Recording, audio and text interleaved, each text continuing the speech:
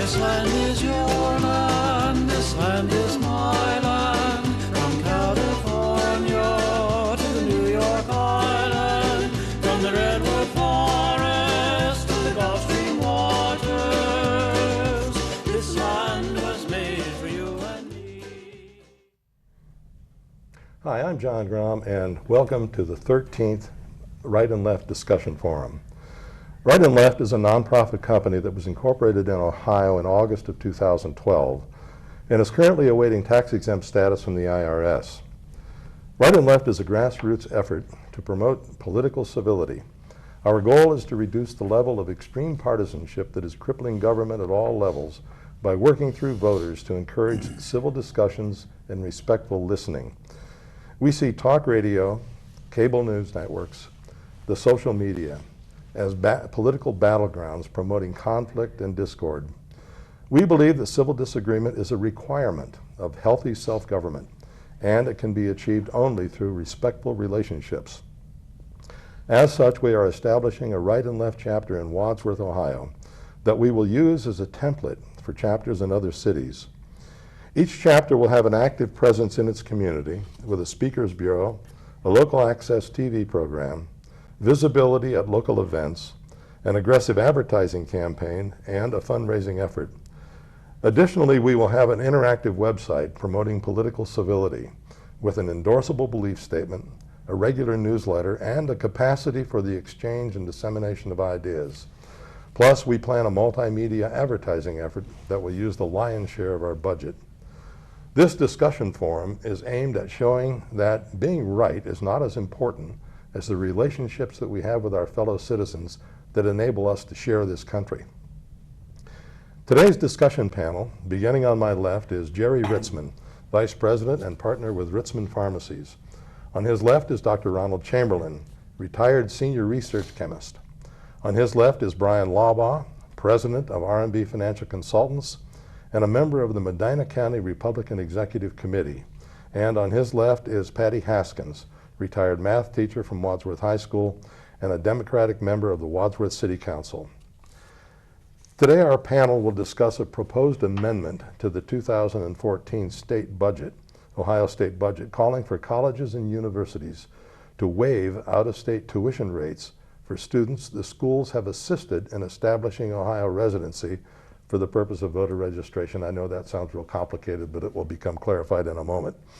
Jerry, there are those who think that universities are providing out-of-state students with voter registration assistance, including zero balance utility bills, in order to pack the voter rolls with more Democratic voters. Others see the Republican effort to stop the universities from assisting out-of-state students in voter registration as voter suppression. What are your thoughts? I think that both sides have some points that they can back up with the facts, but I think that they both are exaggerating their opposition to each other. The fact that the colleges and universities are helping people register to vote, I think they should admit that they're trying to get their students to vote in those elections to further their cause and to further their candidates. You mean knowing that the majority of students would vote Democrat? They probably are, but I don't know that for certain. But there are probably some small, more conservative colleges where they vote the other way. Mm-hmm. But there's nothing wrong with trying to get people to vote, and there's nothing wrong with urging people to vote for your candidate. So why deny the fact that you're doing that? On the other hand, the claim that there's voter suppression or people being disenfranchised, I think is a little bit of an exaggeration. There's nothing wrong with having those students vote in their home district, because if other states are like the state of Ohio, the absentee ballot and the early voting regulations have made it a lot easier in the last few years for people to vote in their home districts.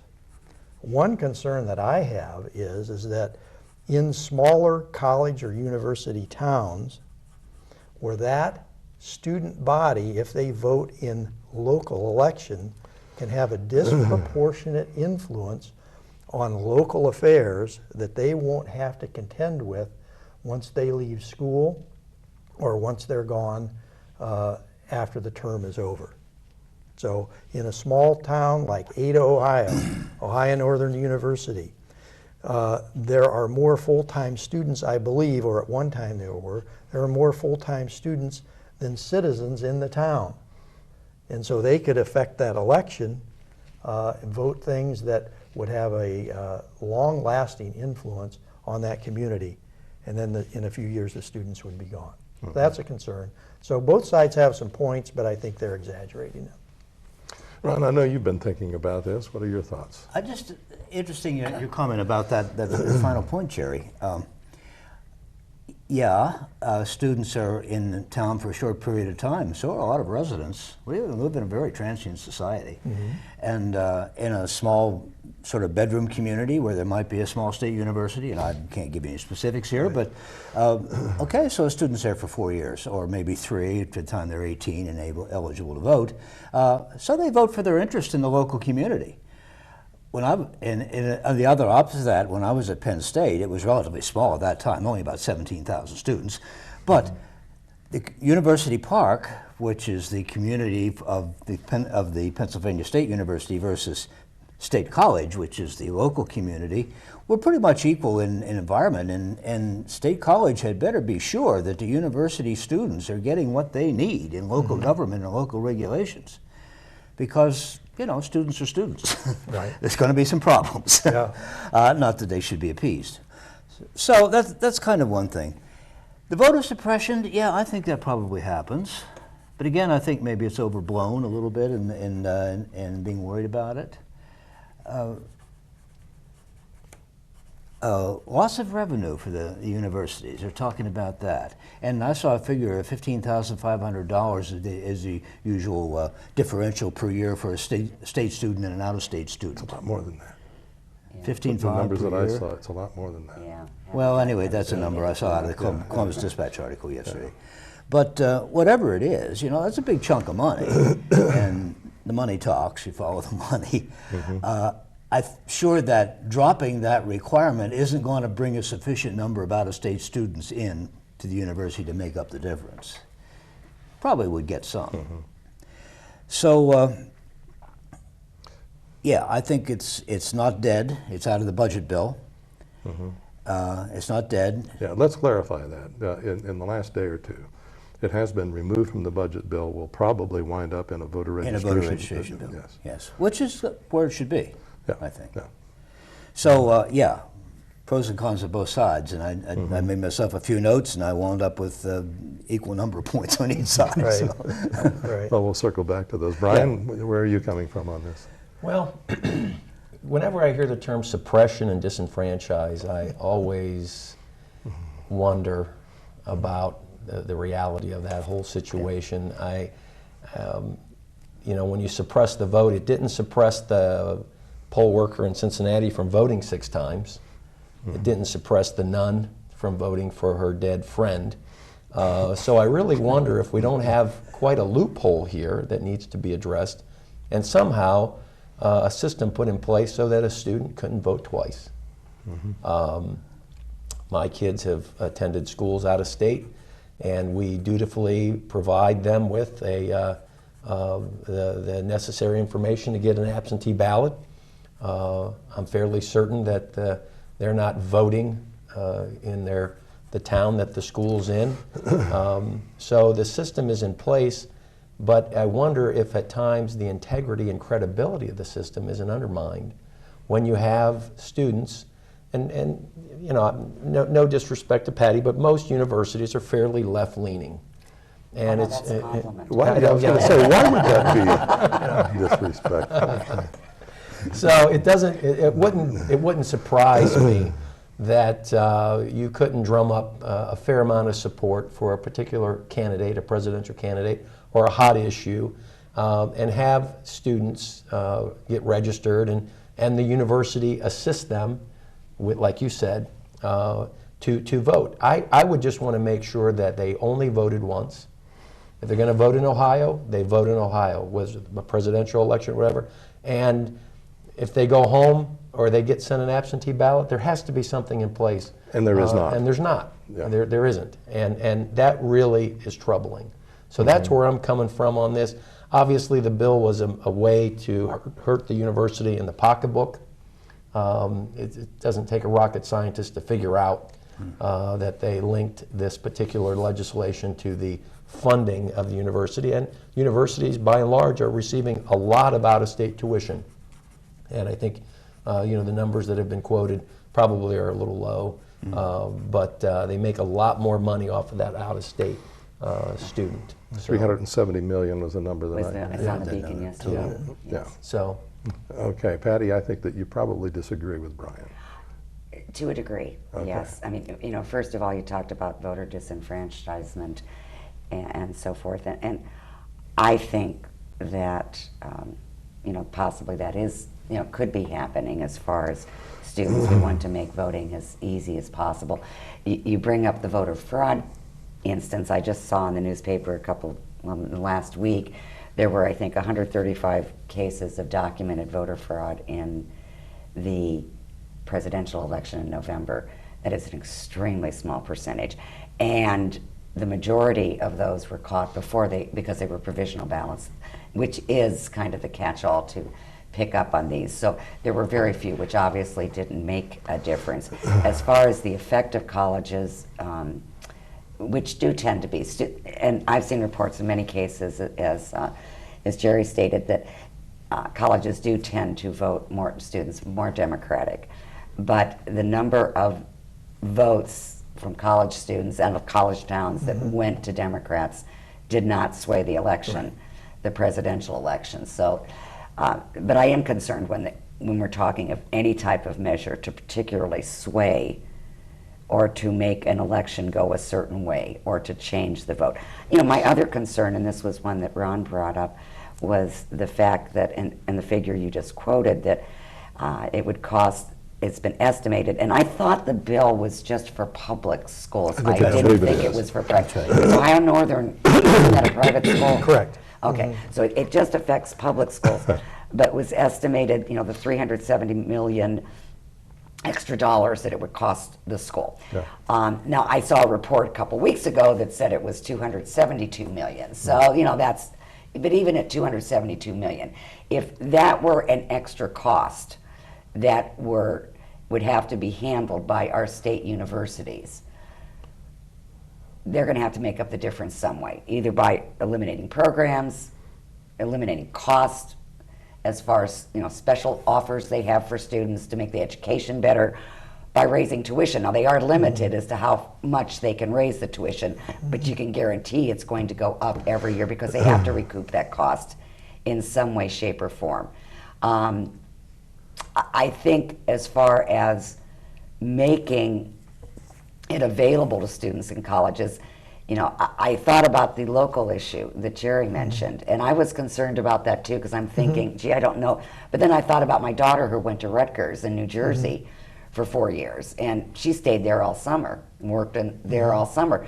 That is a long time to be in an area, and perhaps, and she could not get out-of-state tuition, but she was able to register to vote in New Jersey, and because things that she was voting on affected her. So there are good points and bad points. I'd be interested to know where the governor stands on this, because he's not voiced an opinion on this issue as of yet, unless someone has read something more recently. I don't know if he's kind of sitting back and waiting for all the dust to settle before he decides what to do. And I will also say that when it was pulled out of the Senate, it was really definitely a bipartisan that it was taken out. And I think that there are many Republicans as well as Democrats that are opposed to it, not necessarily because of voter disenfranchisement, but because of the extra costs that it's going to label upon higher education, and by that way, the money that goes. Let me ask you this, school. Patty. As I understand it, the way this works is that the universities, or some delegate from the university, would actually proactively approach out-of-state students to provide them with assistance, proper forms to fill out, including, and this is mainly dorm students. I think that Yes. off-campus, Off-campus they can do it they can do themselves. their own thing. but they'll even provide them with zero balance utility bills in order to establish residency. Right. If they're not doing it in order to encourage Democrat voting, why are they doing it? I mean, why would they be going to that? Maybe they're doing it to encourage Republican voting. I think I think they're just trying to make voting. Really, Jerry? Well, I don't know, you know? We try to make, Makes there's sense either certain way. basic rights that many people feel we have. You know, whether it be to own a gun, whether it be to, life, liberty, the pursuit of happiness, the right to be able to vote. And as an educational institution, I think they feel that it's imperative that they promote this type of participation, civic participation by the students in a university. And it's something that, education has stood for years. So Why wouldn't they take the forms for them to register as an out-of-state vote? I mean, what do you call it? Absentee ballot in their own state. That would be a nice civics lesson. Wouldn't that also Yes. be encouraging participation in the I electoral think process? that would be a great idea if they But don't do that. But they don't do that. Okay. Apparently, they don't do that. Well, from looking for a nice partisan point of view, here's a student in Ohio, a swing state. This student may be from a small town in a place that's so strongly Republican, his Democrat vote isn't going to make any difference. Why not put it where it will do some good? And that goes for the other side, too. And if we look at the numbers, if every student that registered to vote in Ohio voted one way or the other, I don't think that difference would sway the election, a statewide election, one way or another. It probably wouldn't. So, I mean, each side demonizes the other. Of course. Because they're contesting these elections. Isn't that what democracy's about? And they're trying to find ways to win elections. Well, and I find it odd that they're using, though, the out-of-state tuition because, I mean, as a taxpayer myself, and I paid out-of-state tuition for one and in-state for another. So, yeah, so I've had both sides. But, the reason out-of-state is more is because we as taxpayers have paid into the state. That money is then distributed back to that university, and that allows us to get a lower, rate at the college or the university. To allow an out-of-state student whose family has paid nothing into the state and never will, as far as taxes, and to be able to use that lower tax rate. I mean, that lower tuition rate. I kind of have a problem with that. So, well, I wonder maybe if address the issue, but maybe that's not the solution to the issue. I wonder if, is it Senator Armstead's now? I don't know what. Yeah. State Yes. Senator. I wonder if he used this as a method to get people's attention. Because if you talk Might about have. some philosophical issue, such as disenfranchisement or voter suppression, that's going to give you a little blip. But when you start talking about money, Right. That people gets are going to people's get their attention. attention. Maybe, I don't know. Well, I can't You got imagine your that attention? it's this somewhat altruistic civics lesson that the university's trying to put their students through. Probably. Why go through that effort if, as Jerry points out, that if all the students that were registered, it's just a blip. And as Patty's pointed out, the fraction of people that are actually caught in a voter fraud is so low. But why then go through that exercise? Why then go through the exercise of going to the dorms, providing zero balance utility statements, providing all the forms? It must be, if we're going to contest an election, there must be some advantage that they see or perceive in doing this. Well, why do it? You see, I mean, that doesn't, to me, if you have it in place, there must be some reason why they're doing it. They're not just doing it because they want everybody to vote and everybody to exercise their right. So that's my concern, is that there's something more there that we might not be seeing. Interesting question. I wonder what the history of that was. What started it? Some individual activists said, let's do this, and it spread. Because I haven't read anything about why they're doing it. I mean, Yeah. other than Yeah. we want to encourage everyone to vote. Right, right. So- Yeah, I'm just kind of wondering, why are they doing that? Why are they expending the resources to do that then?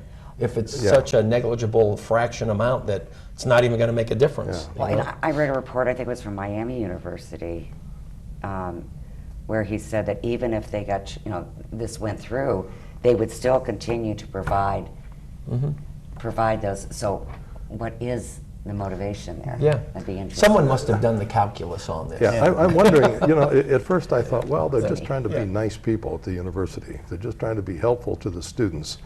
And then I remember The my own city's nice. student experience, and I thought, no.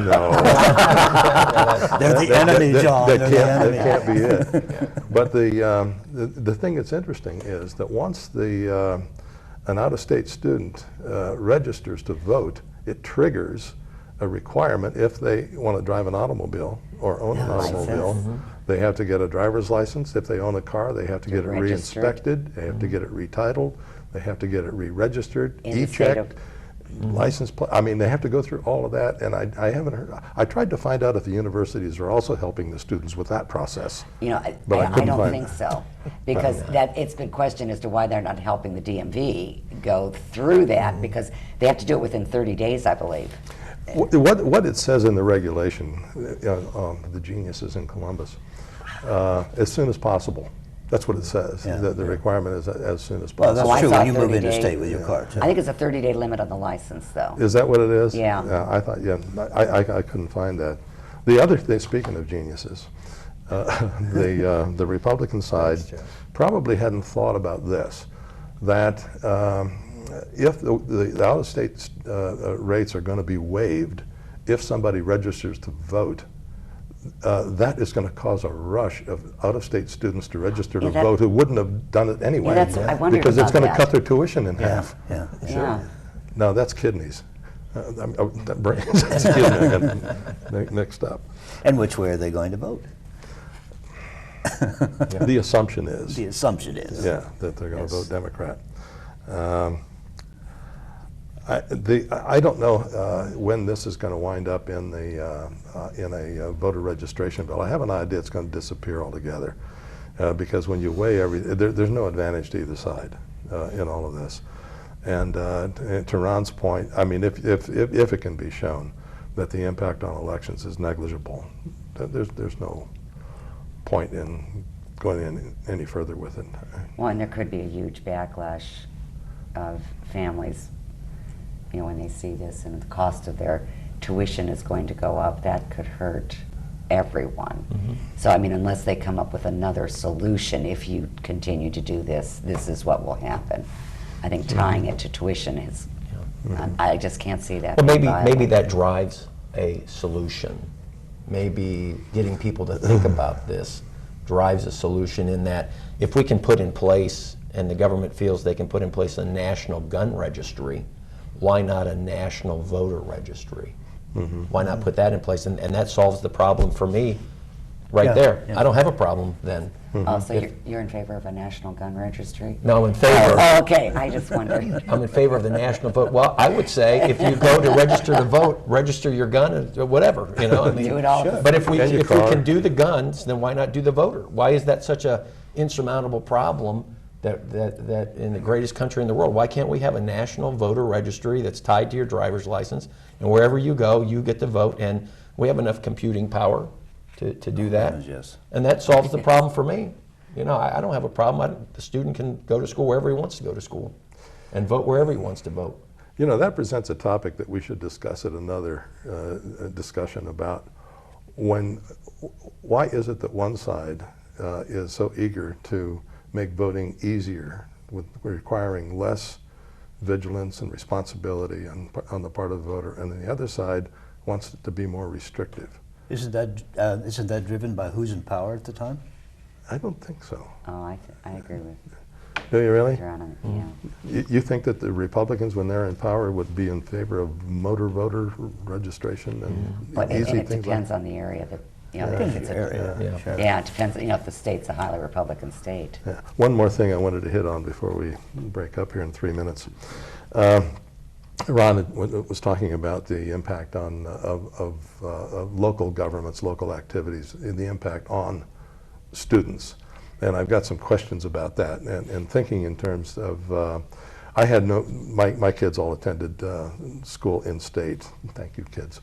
But my daughter was at Kent.